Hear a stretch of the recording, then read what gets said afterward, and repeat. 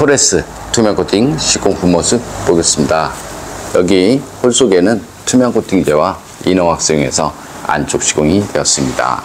토레스 같은 경우는 이쪽 부분 페인트를 칠하지 않고 출고를 합니다. 그래서 얼마 지나지 않으면 100% 부식이 날 수밖에 없죠.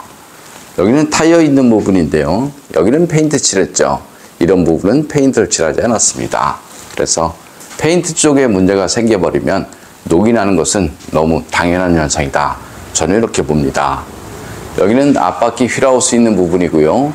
눈길 주행을 하게 되면 몰로베란 염화칼슘이 흘러서 이렇게 차체 속으로 다 들어갑니다. 그럼 이런 부식 있는 부분, 이런 곳에 머물죠. 그래서 자동차 녹방지 하고 싶으면 바닥면 속이나 부품 속 이런 곳은 꼼꼼하게 코팅하시는 것이 좋습니다. 예전 같은 경우는 바닥 겉면에 녹이 많았습니다. 하지만 지금은 이쪽 부분에 언더커버가 있기 때문에 사실상 바닥 겉면에 녹이 나는 경우는 별로 없습니다. 바닥 겉면보다는 바닥 속면에 녹이 잘 나죠. 그래서 자동차 녹방지는 바닥 속면, 녹이 잘 나는 곳에 먼저 코팅하시는 것이 훨씬 좋습니다. 여기는 뒤쪽 서스펜션이 있는 부분인데요. 이런 부분, 용접 부분인데요. 이런 곳은 페인트가 까진 상태로 출고가 되는 경우가 많이 있습니다. 그래서 이런 곳에 반드시 녹방지 필요하죠. 여기는 뒷바퀴 휠하우스 있는 부분인데요. 여기도 마찬가지죠. 이런 곳은 염화칼슘이 흐르죠. 하지만 이런 곳은 염화칼슘이 머무는 곳이죠. 그래서 자동차 녹방지는 이런 곳에 두껍게 하는 것이 아니고요.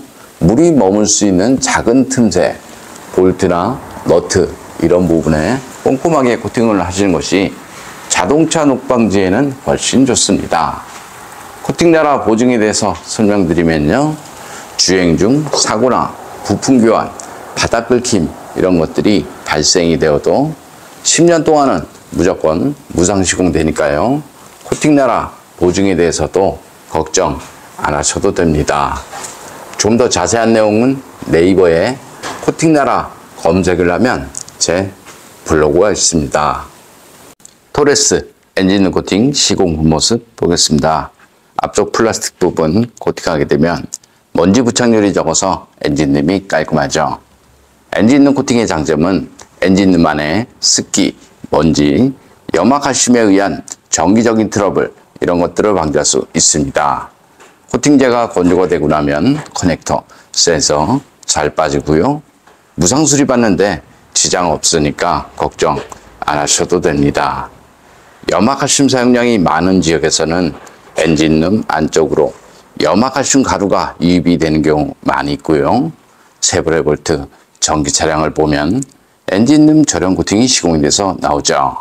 그래서 사는 지역이 염화칼슘 사용량이 많다라고 생각되면 언더 코팅을 할 때 엔진룸 절연 코팅 필요하다.